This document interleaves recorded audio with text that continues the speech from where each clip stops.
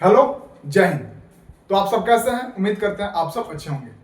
तो आज हम पढ़ेंगे त्रिकोणमिति के बारे में, जो 10th क्लास का सबसे अच्छा टॉपिक माना जाता है। तो देखिए क्या है, यहां ट्रिगोनोमेट्री है।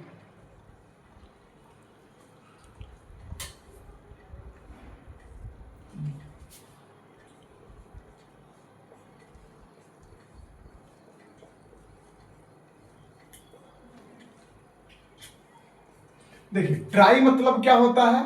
3। और गुण मतलब क्या होता है? एंगल। और मीट्री मतलब क्या होता है? मेजरमेंट।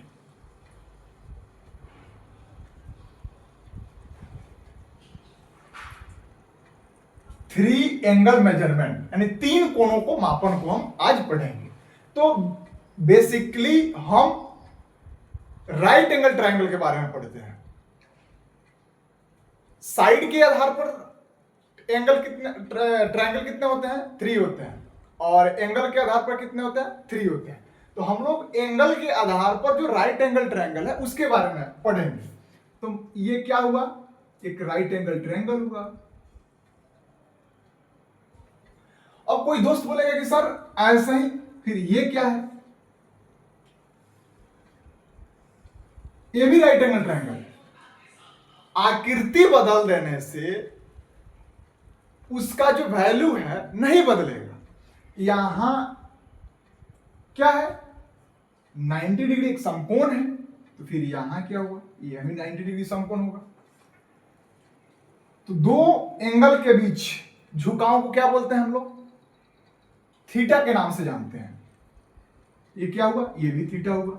अब ये दो एंगल के बीच झुकाव है, ये भी थीटा हुआ। तो हम एक ही एंगल के प्रोस्पेक्टिव से चलते हैं। देखिए, इसका नाम ए है, इसका नाम बी है, इसका नाम सी है।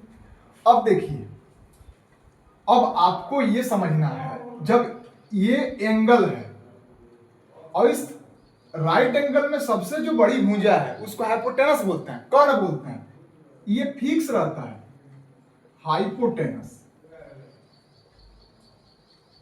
जिसको हम लोग क्या बोलते हैं? कर्ण बोलते हैं। अब देखिए, ये जो चीजें हैं और ये चीजें हैं इक्वल नहीं है। हमने आपको समझाने के लिए इक्वल का साइन दिया है, ये इक्वल नहीं है। अब देखिए, आप इस एंगल के सामने आप देखिएगा, देखिए देखिए देखिए, तो ये जो साइड है, तो इस एंगल के सामने ये क्या हुआ? P हुआ। अब ये आपको फिक्स है कि ये H है, तो बच क्या गया? ये, तो ये B हो गया।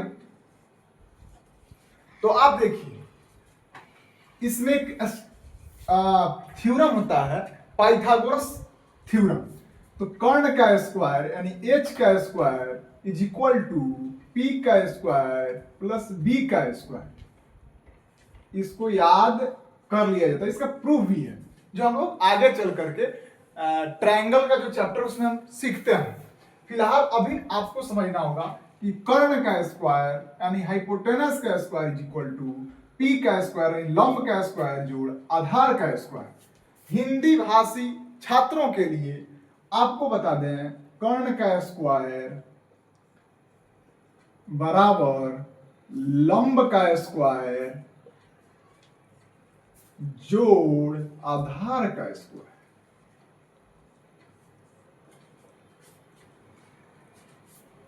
P का मतलब क्या होता है? परपेंडिकुलर।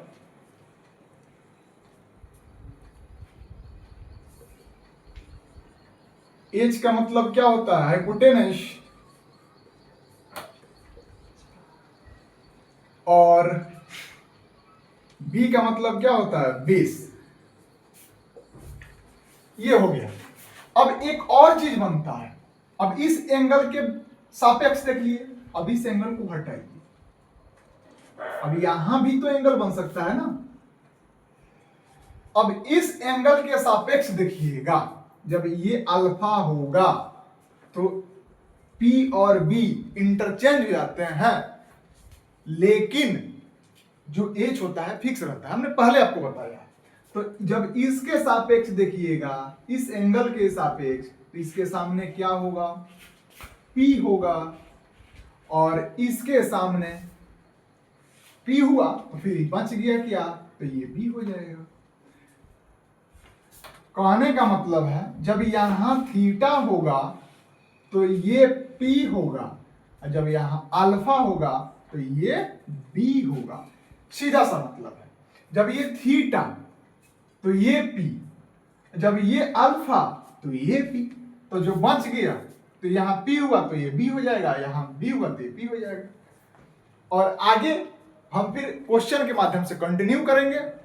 तब तक अपना ख्याल रखिए, अपनों का ख्याल रखिए। Thank you.